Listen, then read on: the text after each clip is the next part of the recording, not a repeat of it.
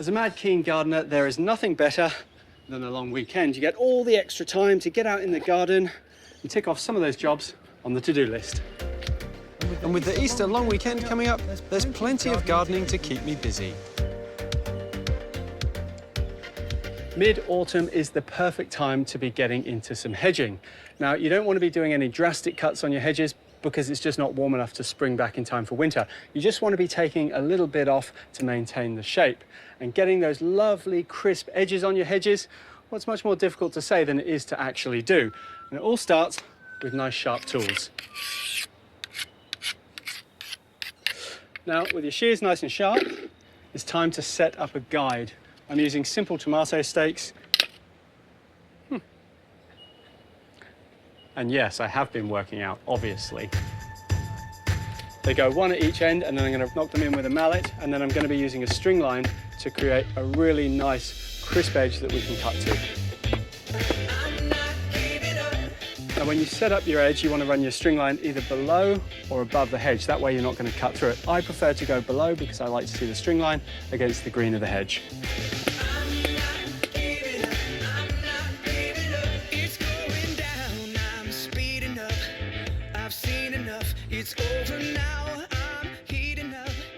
Now, it's really important when you're setting up your string line just to take your time to get it just right, because you've got to remember you're going to be cutting to this line, so this will be the finished product.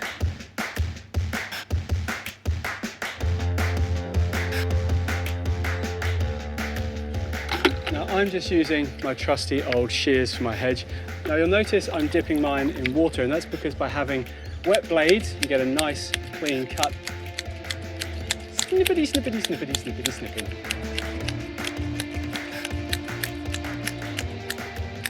Now, if I was to do this whole hedge with these, I'd have forearms like Popeye. So I'm going to be using some battery-powered tools. Now, the tip with this is to keep the blade nice and flat, because that's going to replicate on the hedge. If you come in on an angle, obviously you're going to get an angled hedge.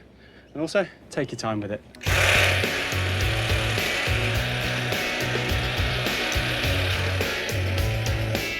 Now, when you're coming to do the edges of your hedges, you need to know what aspect you're at. Now, this is facing north, so I know sun comes over here all day and I can have a nice straight edge. If my hedge was orientated north-south, I would want it to be narrow at the top and broader at the bottom. That way, as the sun moves over it, all the foliage gets light on it and you have a lovely dense hedge. Now, once I've done the sides, I'm going to go back with the hand shears and just tidy up any loose bits.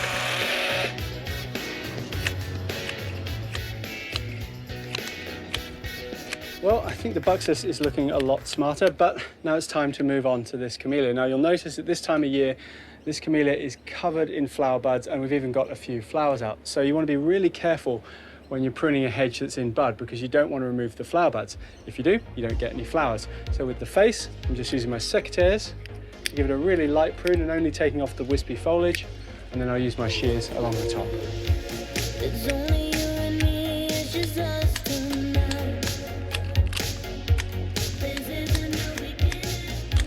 Now, my camellia and Buxus are looking great.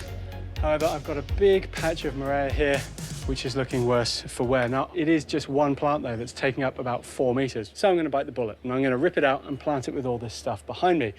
Really handily though, it's been pouring with rain, so this shouldn't be too much of a difficult job.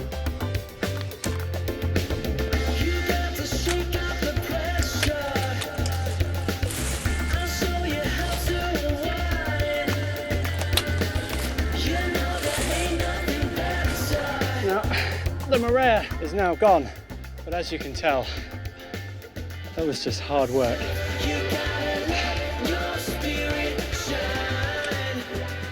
To replace the Morea, I'm using a blush Sasanqua camellia.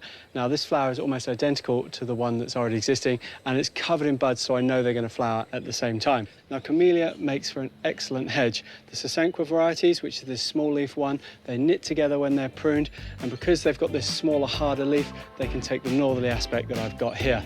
Once they get in the ground, I'm going to prune them to the same height as the existing.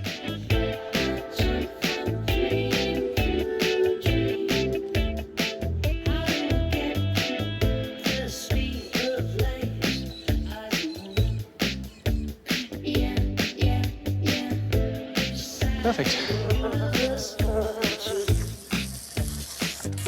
The most important job when you're gardening is tidying up. And I know I clean my shears at the beginning, but it's really important to give them a quick clean at the end as well.